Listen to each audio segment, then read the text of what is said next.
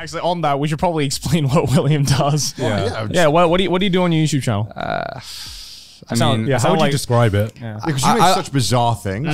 When a random person asks you, or a family member who you don't really know that well. I honestly genuinely don't know how to explain it because I used to say like science, but we're doing a video about oyster farming. Right. You are? Well, I mean, there's science involved. Yeah, but it's like not. It's the angle isn't. I don't know. It's not. Engineering? No. The engineering doesn't work. The guy who generally does engineering, which apparently you guys are also. These two. I have a degree in mechanical engineering. And you do YouTube? And are your parents happy? I got the degree. So they were like, all right, if you fuck up, you got the degree. They didn't care that you're throwing it in the trash right now. I paid for it. They didn't pay for it. Oh, they have no say there. They were kind of like, just because, I was doing YouTube while I was in university. That's definitely the 100% the right way to do it. Oh, yeah. And then I kind of told them, I was like, hey, I think I'm not going to do engineering. I'm going to try this YouTube thing out. And they were like, are you going to finish the degree? I was like, yeah. And they were like, all right, do whatever you want. Yeah. I finished the degree, got a job, and then after about 3.5 years of doing the job, I was like, I kind of hate this right now. Kind of want to just do YouTube. What's your background? Same. Mechanical. So you got a mechanical engineering major and electrical minor. Oh, okay. Oh, so we both did mechanical. Yeah. I hated mechanical.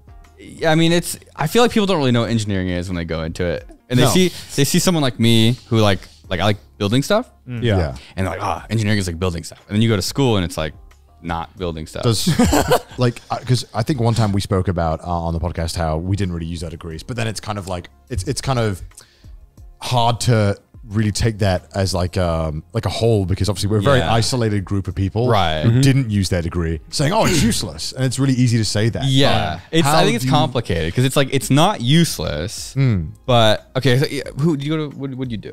I did. What did I do? I'm like, you didn't do. No, I did IT, like design computing. So it's like even if you're not doing IT work, you probably have done stuff in regards to YouTube that involves some of the IT. I mean, I learned how to video edit through my degree. Yeah. And like audio engineering and stuff like that. Right. So you learn skills outside of actually getting a job as an engineer. Because like if you get an engineering degree, you're not ready to go work as an engineer. Like you have to go somewhere and you're going to cost that company money because that's like this useless little blob that they try to form you into like actually doing real constructive work. And so going to school is just kind of like, teaching you some maths and then some like just, I don't know, maybe work ethic or problem solving skills. I did find like the mindset that it taught was very helpful. Yeah, I mean, I think like one of the reasons engineering is such a good course just in general is the problem solving aspect. I mean, that's an aspect everyone will use in their lives.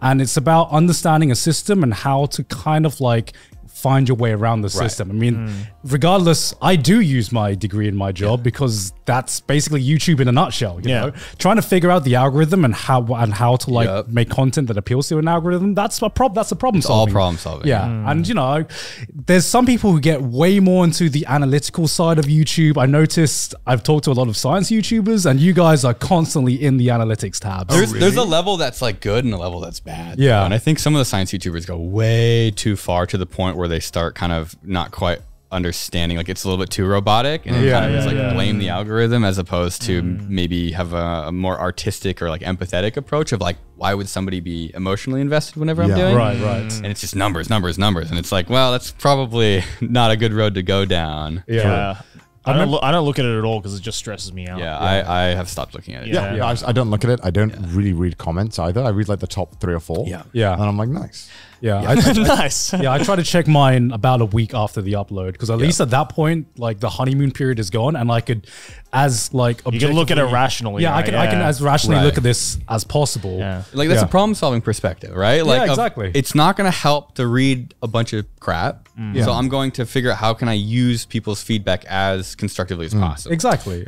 Did you enjoy doing your engineering degree while you were there, or? I did. I learned a lot. Like I learned a lot about microprocessors, which is the electrical minor, because it's like I kind of regret not doing anything electrical. It's like witchcraft, dude. You can like if you know how to use a computer that can like talk to the outside world, which is basically microprocessors. Modern computers are a little bit funky. I mean, you still can, but you can do anything. Like you can literally like the instant you can write some code and it turns a light on, it's like, oh my god! Like I think that's what I didn't really enjoy about doing just mechanical was that you never really got that try something and get feedback. It was always like here is a concept of how an aerofoil would react in this. Please use the aerofoil table, which tells you everything, and use the number. It's so expensive to actually bring that into the real world for mechanical stuff. And I understand that, and it's just kind of like, damn it. I kind of thought we'd do stuff. Yeah. But I mean, I don't know, maybe your school just sort of sucked. We didn't do stuff either, but like that's kind of, I feel like every time I explain anything to people, it's like the school is not going to teach you to like pick up a tool and to make the thing. Like they're going to do the analytical stuff. Yeah. And for electrical engineering maybe or computer science, like you can actually do things because it's free. It's cheap. Well, free, it's cheap. Yeah. You know? Mechanical stuff is like, oh, you got to use the, a mill or a 3D printer or this. And even if it's not like actually expensive, the sort of time required is like expensive. Well, that's what I didn't like about electronic and electrical engineering, which is we didn't get to use any cool stuff. I'm talking as a triple E major because I was always jealous of, mechanical engineers or aerospace engineers because they always talk about, I was in the wind tunnel doing all this cool shit. And I'm like, I was going to go in the wind tunnel. They wouldn't let us, it was too expensive. They wouldn't let us in. Yeah, I was like, I was just in a fucking lab, just like fucking writing code. And I light turned on and that was it. And I'm like, you guys are doing all the cool shit. We spend so much time just doing CAD models and I fucking hate What is that? It's like when you build the thing in like, and I understand why, because it literally is just engineering. Like that's it. Yeah. Like, you do that for everything. But oh my God, was this mind numbing doing it. And I was bad at it. I couldn't visualize things in like a 3D space. CAD's hard. It's really hard. So I was like, this is miserable. And there was some other stuff that I didn't do it because I was too busy doing YouTube. So I started doing YouTube about second year of, so in the UK we do 3 years, not 4. Okay. I did 5.5. Yeah, normally it's like a bachelor's would be 4, right? It's supposed to be 4, yeah. So in the UK it's 3. Okay. So second year in I started doing YouTube, so my free time is gone. But there was this thing that they did where every single university in like some of them in the UK and some in Europe could build a Formula 1 car. Oh yeah. Whoa. Okay. Here they call it FSAE. Yeah. FSAE. And so basically people from the engineering people can just all come together and build this car. Yeah. And they got to actually use all the tools. They got to build things. They got experience with it. Oh, that sounds fun. And I was like, why did no one tell me about this?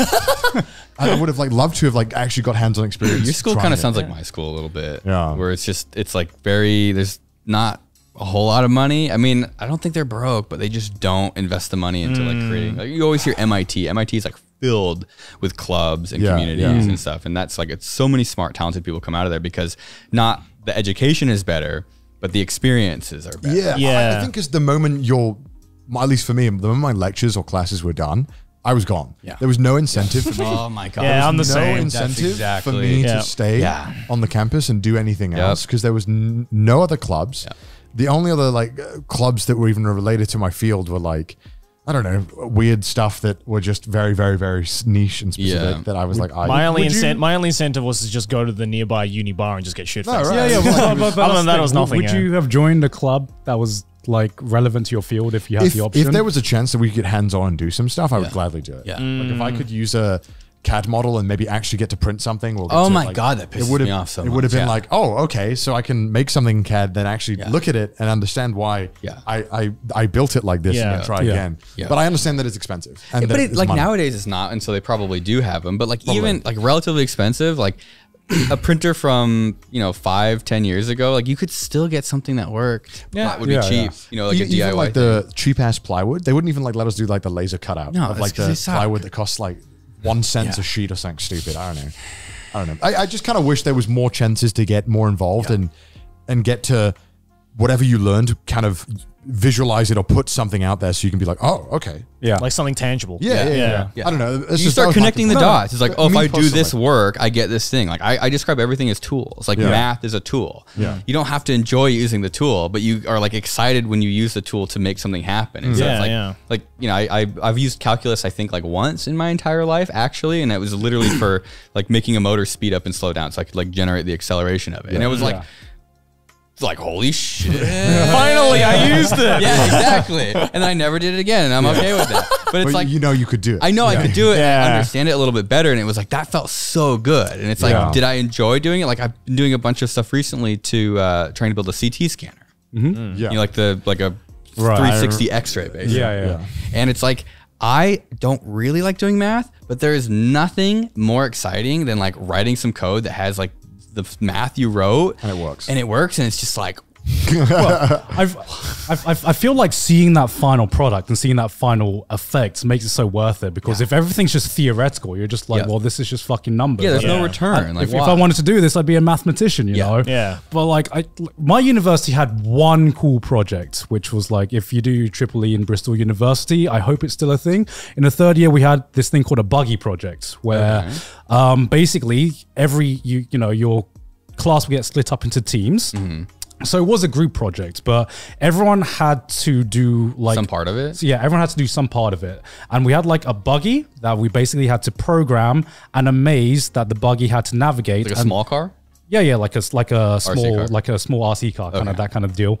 And it had to like program to run itself around this maze and hit certain checkpoints and get to the end in as efficient as possible. And that was the only fun thing I ever did on the course, because it was like a cool thing that we all came together for, and we could actually see the final result of our hard work instead of just, doing a model or doing, modeling some stuff on a computer or some shit like that. Learn to work with other people, and it's like, oh, like if you can trust these people and they do their thing, and I trust myself and my team do this, and you put it together and it works. Exactly. But like, I feel like the problem with, I feel like that kind of thing needs to be integrated in the course, because I know myself, and if there was some cool thing that you could have done with your course that was extracurricular activity in university, I wouldn't have fucking signed up for it. I know I wouldn't have. Yeah, I would have been too lazy. Maybe not in my third year, because I was already way too invested in YouTube. Right. Yeah, exactly. But I think there are a lot of people that would, though. Yeah. Oh, definitely. I think there's a lot of people in that middle ground who maybe do a specific course, and I think this happens a lot in engineering, where they're in that middle group where they're like, okay, they're doing engineering, they have an interest in it, but also there's nothing really keeping them like super invested in that. Yeah. And if you could just kind of capture that kind of middle group people and push them towards, hey, look, you can actually make stuff and make a difference. And I think a lot of people don't even know that they would be interest in it until you sort of like, if you open that door, if you sort of connect the dot between here, you made a CAD model and then you printed it, and you're just like, holy shit. You know, it's almost like, it's like stifling a kid who's interested in something, where it's like, a kid is like, oh, I want to learn about this. And the parent's like, no. And it's like, for what, $150, you could have bought him like a Lego set or something like that. And now you would have like inspired this lifelong, like learning obsession. mission. It's like think of how cheap that is, like few tens of dollars. And so with a school like that, it's an investment. Yeah, exactly. For like universities, I mean, they have lots of money. Yeah. Oh, they totally just don't want to. They don't want to hire the people that are required to get people excited about stuff. It's like, oh, we have a machine shop, but nobody can use the tools because you're going to kill yourself.